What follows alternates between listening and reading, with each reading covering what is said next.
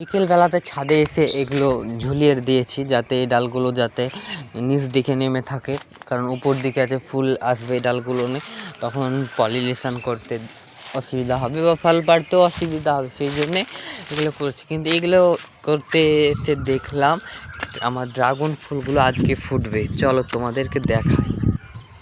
তো এইদিকে যে ফুলটা ছোট্ট দেখছি, এর আগে তোমাদের সঙ্গে শেয়ার করেছি, দেখো লাল হয়ে আছে আর সাদা হয়ে গেছে, পাপড়িগুলো দেখতে পাওয়া যাচ্ছে। আজ রাত্রে বেলাতে কিন্তু ফুলগুলো ফুটবে।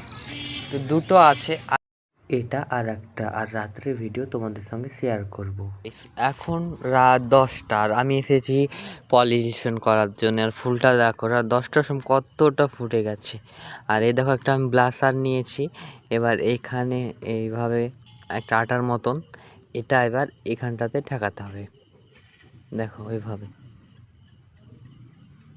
ঠেকালে ফলটা কিন্তু অনেকটা বড় হবে। তো এটা আমার হয়ে গেছে, আর একটা আছে ওটাও তোমাদের সঙ্গে দেখায়। তো এই দেখো